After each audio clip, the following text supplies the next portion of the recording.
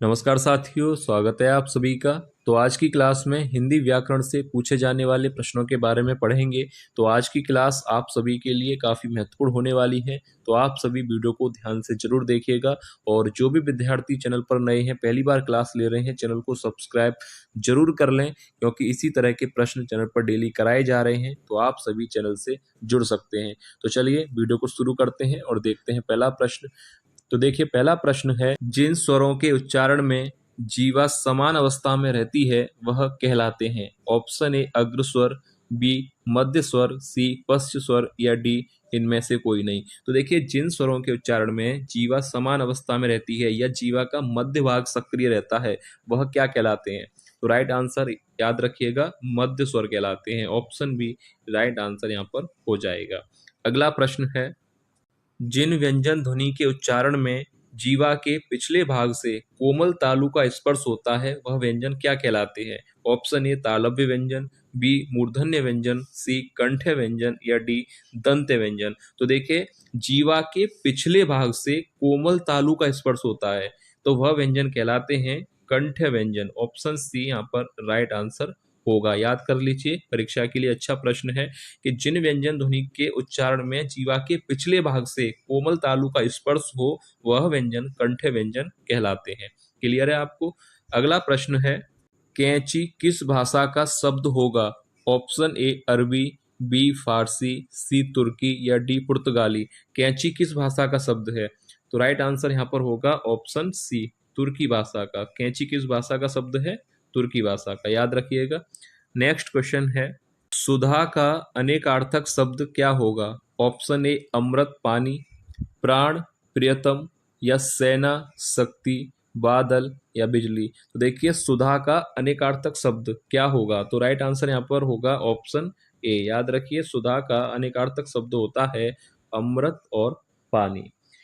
अगला प्रश्न है, दंत्य ध्वनिया व्यंजन कहा जाता है। ऑप्शंस दिए गए हैं, आपको बताना है कि किन वर्णों को, किन व्यंजनों को दंत्य व्यंजन कहा जाता है। तो यहाँ पर राइट आंसर क्या होगा, ऑप्शन सी। याद रखिएगा, दंत्य ध्वनिया या दंत्य व्यंजन दंत्य वर्ण कहलाते हैं। तो यहाँ पर राइट आंसर हो जाएगा ऑप्शन सी, त, थ, द या ध। ये चार वर्ण हैं जो दंत्य वर्ण कहलाते हैं। नेक्स्ट क्वेश्चन है, हिरण का पर्यायवाची शब्द क्या है।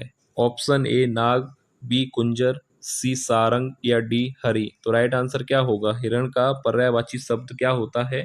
तो ऑप्शन सी राइट आंसर होगा सारंग। याद कर लीजिए, हिरण का पर्यायवाची शब्द होता है सारंग। नेक्स्ट क्वेश्चन है, बादल का पर्यायवाची शब्द नहीं है। बादल का पर्यायवाची शब्द इनमें से कौन सा नहीं है, आपको बताना है। नीरद, ऑप्शन बी अम्बुद, सी जलद या ऑप्शन डी जलज। तो बादल का पर्यायवाची शब्द इनमें से कौन सा नहीं होगा। तो देखिए, नीरद, अम्बुद और जलद ये तीनों ही पर्यायवाची हैं बादल के। तो राइट आंसर हो जाएगा ऑप्शन डी जलज। जलज बादल का पर्यायवाची शब्द नहीं है, यह पर्यायवाची शब्द है किसका, कमल का। याद रखिएगा। अब देखिए, अगला प्रश्न है, किवाड़ का तत्सम रूप है। ऑप्शन ए करपट, बी कपाट, सी कबाड़ या डी कवाड़। तो देखिए, किवाड़ का तत्सम रूप क्या होगा। तो राइट आंसर यहाँ पर हो जाएगा ऑप्शन क्या राइट होगा, बी कपाट। याद रखिएगा, किवाड़ का तत्सम रूप होता है कपाट, ना कि करपट। कपाट शब्द राइट आंसर होगा। अगला प्रश्न है, समास में कोई पद प्रधान नहीं होता है।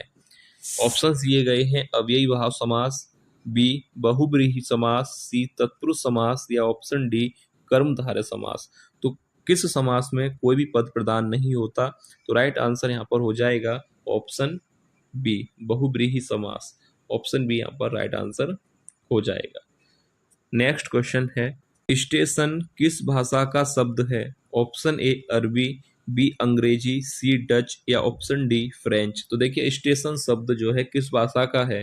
तो राइट आंसर यहाँ पर होगा ऑप्शन बी अंग्रेजी। याद रखिएगा, स्टेशन किस भाषा का शब्द है, यह एक अंग्रेजी भाषा का शब्द है। नेक्स्ट क्वेश्चन है, समुद्र शब्द का पर्यायवाची शब्द नहीं है। समुद्र शब्द का पर्यायवाची शब्द नहीं है। ऑप्शन ए सागर, बी पारावार, सी महीपते या डी जलधि। तो देखिए राइट आंसर क्या होगा, समुद्र का कौन सा शब्द पर्यायवाची नहीं है, तो यहाँ पर देखिए सागर समुद्र का होता है, जलधि समुद्र का होता है और पारावार भी समुद्र का पर्यायवाची है। तो राइट आंसर हो जाएगा ऑप्शन सी महीपते। ऑप्शन सी यहाँ पर राइट आंसर हो जाएगा।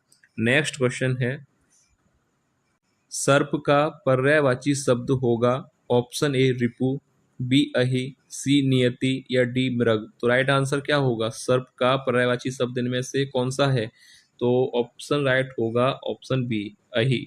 याद रखिए सर्प का पर्यायवाची शब्द होता है अहि।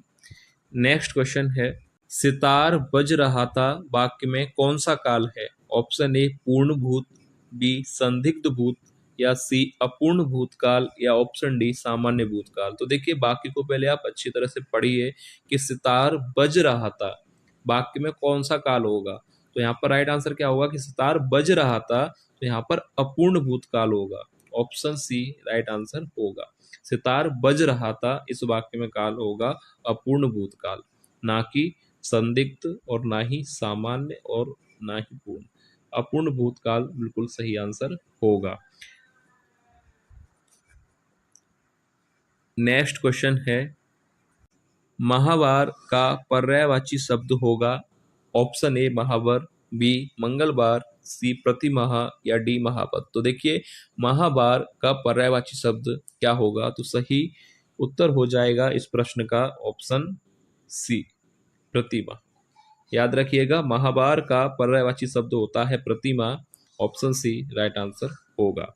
नेक्स्ट क्वेश्चन है, चपला का पर्यायवाची शब्द होगा ऑप्शन ए ज्वाला, बी कंजूस, सी भामिनी या ऑप्शन डी दामिनी। तो राइट आंसर यहाँ पर क्या होगा कि चपला का पर्यायवाची शब्द इनमें से होगा, तो राइट आंसर होगा ऑप्शन डी दामिनी। याद रखिएगा चपला का पर्यायवाची शब्द होता है दामिनी।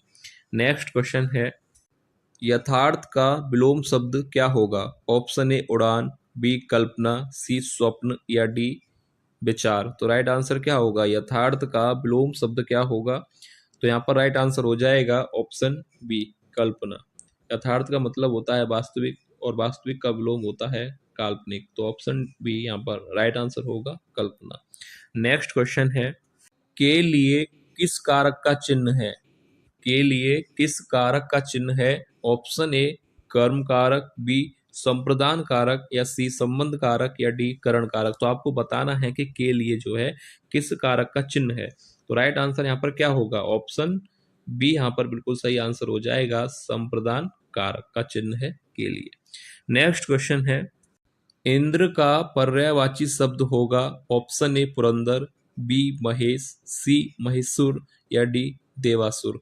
तो राइट आंसर यहाँ पर क्या होगा कि इंद्र का पर्यायवाची शब्द क्या होगा, तो देखिए याद रखिएगा इंद्र का पर्यायवाची शब्द होगा ऑप्शन ए है यहाँ पर सही हो जाएगा पुरंदर। महेश, महेश्वर और देवासुर ये तीनों ही गलत है। इंद्र का पर्यायवाची शब्द होता है पुरंदर। नेक्स्ट क्वेश्चन है, गुप्त का विलोम शब्द होगा ऑप्शन ए भुक्त, बी प्रकट, सी मुक्त या डी लिप्त। तो देखिए गुप्त का विलोम शब्द क्या होगा, तो राइट आंसर यहाँ पर होना चाहिए ऑप्शन बी प्रकट। गुप्त का विलोम शब्द होगा प्रकट। नेक्स्ट क्वेश्चन है, बारिश किस भाषा का शब्द है, ऑप्शन ए अरबी, बी फारसी, सी तुर्की या डी पुर्तगाली। तो राइट आंसर क्या होगा कि बारिश किस भाषा का शब्द है, अरबी का, फारसी भाषा का, तुर्की का या पुर्तगाली। तो सही उत्तर यहाँ पर होना चाहिए ऑप्शन बी, बारिश किस भाषा का शब्द है, बारिश जो है फारसी भाषा का शब्द है। नेक्स्ट क्वेश्चन है, निम्न में अविकारी शब्द होगा ऑप्शन ए नारी, बी सर्दी, सी परंतु या डी मीठा। तो यहाँ पर देखिए राइट आंसर क्या होगा, आपने इनके बारे में पढ़ा होगा विकारी शब्द और अविकारी शब्दों के बारे में। तो देखिए यहाँ पर राइट आंसर होगा, आपसे पूछा गया है कि अविकारी शब्द कौन सा है, तो देखिए ऑप्शन सी बिल्कुल राइट आंसर हो जाएगा। परंतु जो है यहाँ पर राइट आंसर होगा, यह एक अविकारी शब्द है और जिन्होंने नहीं पढ़ा है वो इसके बारे में पढ़ लें।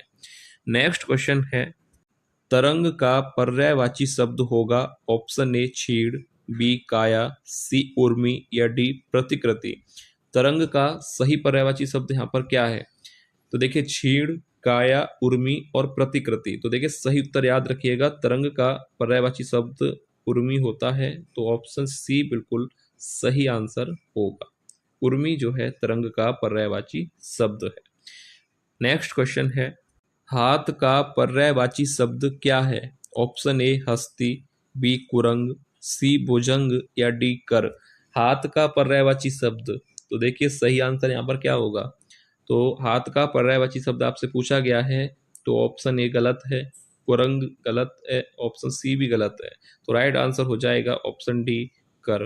हाथ का पर्यायवाची शब्द क्या होता है? कर। ऑप्शन डी यहाँ पर राइट आंसर होगा। नेक्स्ट क्वेश्चन है, निर्वेद स्थायी भाव है?